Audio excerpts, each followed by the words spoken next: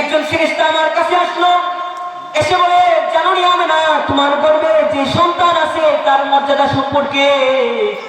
তোমার গর্ভে যে সন্তান আছে এই সন্তানটা কত দামি সন্তান। আল্লাহ তাআলা গোটা পৃথিবীর যত মানুষ কিয়ামত পর্যন্ত আগমন করবে সব মানুষের জন্য রহমতের নবী বানিয়ে আল্লাহ তাআলা তোমার পেটের মধ্যে এই সন্তানকে পাঠিয়ে দিয়েছেন। জোরে জোরে আওয়াজ দিয়ে বলেন না সুবহানাল্লাহ।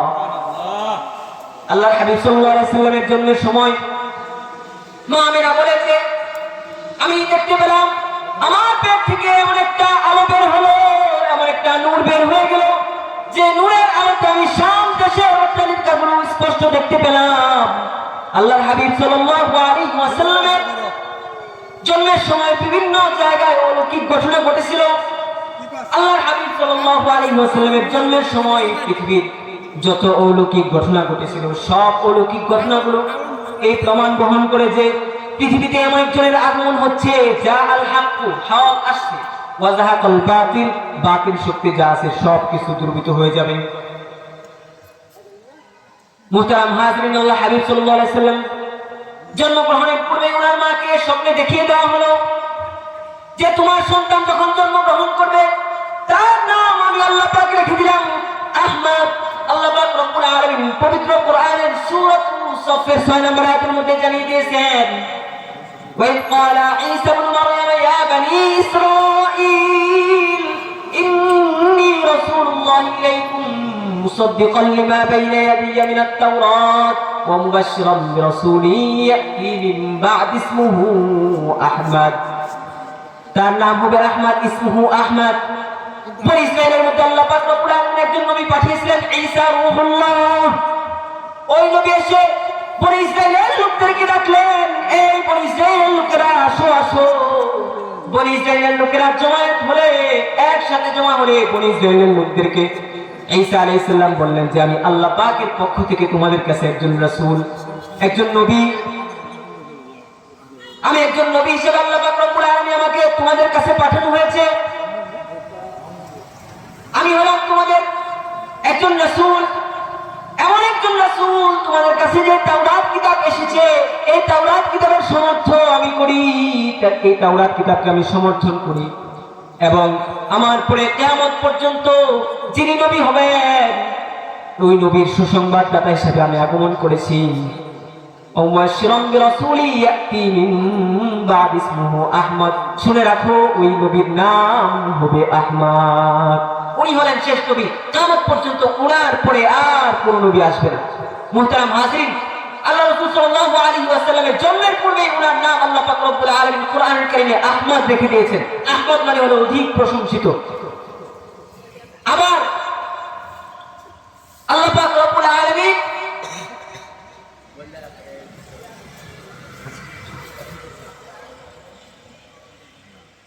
মুহতারাম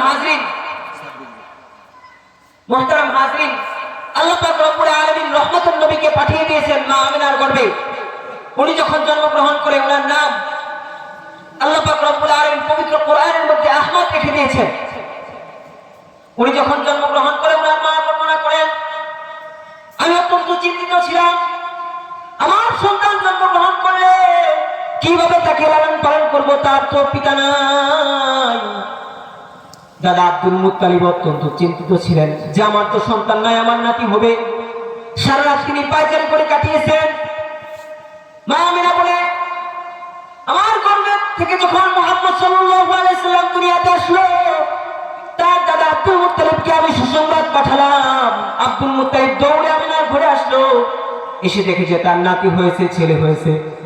কুলে নিয়ে উনি মুহাম্মদ রাসূলুল্লাহ সাল্লাল্লাহু আলাইহি সাল্লামকে কুলে নিয়ে দৌড়ে চলে গেলেন ওই কাবা ঘরে গিয়ে কাবার মালিক আল্লাহ তাআলার কাছে দোয়া করলেন এবং তখন ওনার নাম রেখে দিলেন মুহাম্মদ। ওনার দাদা ওনার নাম রেখেছে মুহাম্মদ। আল্লাহ রাসূল নিজেও বলেন যে আমার কয়েকটা নাম রয়েছে, ইন্নালি আসমাআন আনা মুহাম্মদ, আমি হলাম প্রশংসিত মুহাম্মদ, ওয়া আনা আহমদ, আমার নাম হলো আহমদ, আমি অধিক প্রশংসিত, ওয়া আনা আল মাহি আল্লাযী ইয়ামহুল্লাহু বিল কুফরা, আমি হলাম মাহি, মোচনকারী। কিয়ামত পর্যন্ত যত কুফরি শক্তি দুনিয়াতে আগমন করবে সব কিছুকে আমি আমার দ্বারা আল্লাহ পাক রব্বুল আলামিন মুছে ফেলবেন। আমি হলাম মোচনকারী নবী মাহি ওয়াল হাশিরুল্লাযী ইহশারু নাসু আলা কদামাইয়া। আমি হলাম হাসির, কিয়ামতের ময়দানে আমাকে সর্বপ্রথম জীবিত করা হবে, এরপরে সকল মানুষকে আমার কাছে জমায়েত করা হবে। আমি হলাম হাসির নবী। ওয়াল আকিব, আমি হলাম পশ্চাৎগামী, মানে সবার শেষ নবী। লাইসা বা'দাহু নাবিয়্যুন, আমার পরে কিয়ামত পর্যন্ত আর কোন নবী আসবে না। মুহাম্মদ সাল্লাল্লাহু আলাইহি ওয়াসাল্লামের এগুলা হলো নাম, কিন্তু ওনার নাম ওনার দাদা রেখেছেন মুহাম্মদ। ওনার জন্মের 7 দিন পরে দাদা আব্দুল মুত্তালিব একটা উট জবাই করে সারা মক্কার লিডারদেরকে দাওয়াত দিল, বড় বড় নেতাদেরকে দাওয়াত করলো। সব নেতারা যখন হাজির হলো তখন সব নেতারা অবাক হয়ে গেল, কি নাম রাখলো আব্দুল মুত্তালিব? নাম নাকি মুহাম্মদ।